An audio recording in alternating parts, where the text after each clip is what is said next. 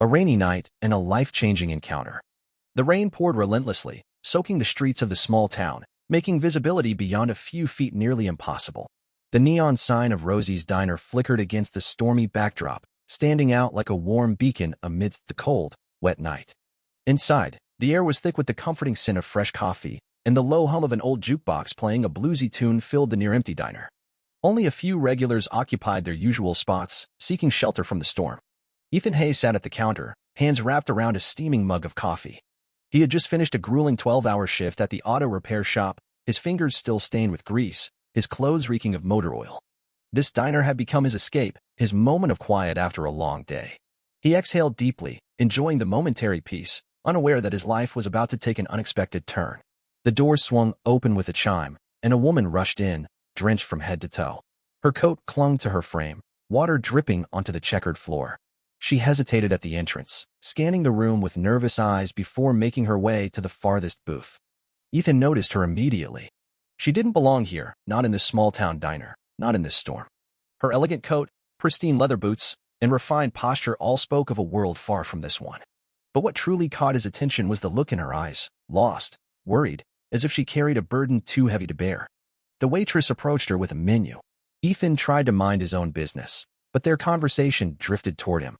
I think I forgot my wallet, the woman murmured, her voice laced with embarrassment. I'm so sorry. I didn't realize. The waitress gave her a kind smile. It's all right, sweetheart. But Ethan could see the woman's discomfort, her fingers fumbling through her bag in vain. Before he could think twice, Ethan reached into his pocket and pulled out a few crumpled bills. I'll cover it, he said simply, sliding the money across the counter. The waitress hesitated. You sure, Ethan? He nodded. It's not a big deal. The woman looked up, startled. Oh, no, please, she said quickly. You don't have to do that. It's fine, Ethan replied, offering a small, reassuring smile. Everyone forgets things sometimes. She hesitated before returning the smile, a flicker of gratitude softening her features. Thank you, she said quietly. You didn't have to, but thank you. Ethan shrugged, taking a sip of his coffee, not wanting to make a big deal of it. He had always believed in helping where he could, expecting nothing in return. The woman ate her meal in silence, glancing his way every so often. When she finished, she walked over to him, pulling a napkin from the dispenser. Here, she said, scribbling something down before placing it in front of him. This is my number. I'd like to repay you somehow. Ethan looked at the napkin, surprised. That's not necessary. Maybe not, she said with a small, shy smile. But it meant more than you know. Call me sometime. With that, she turned and walked out, the bell above the door jingling softly as she stepped back into the rain. Ethan picked up the napkin and read the name written in neat cursive, Lena Carter. He smiled to himself, wondering who this mysterious woman was and why their brief encounter felt so significant. The unraveling of a secret. Over the next few weeks, Ethan and Lena got to know each other.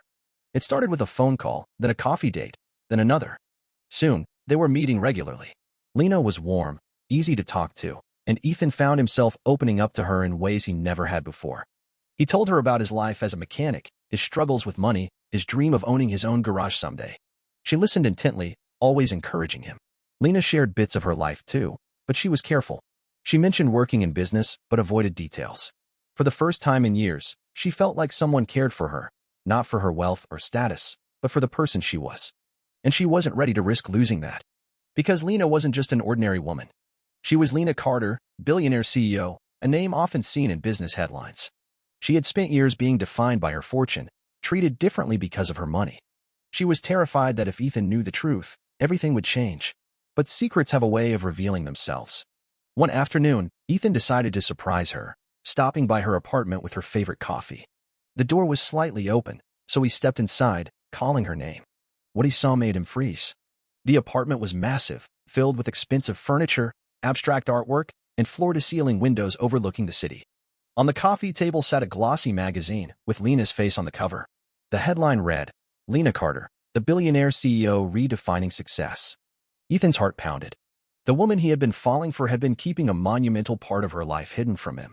Just then, Lena stepped into the room and froze when she saw him holding the magazine. Ethan, she said softly, I can explain. He turned to her, eyes filled with hurt and disbelief.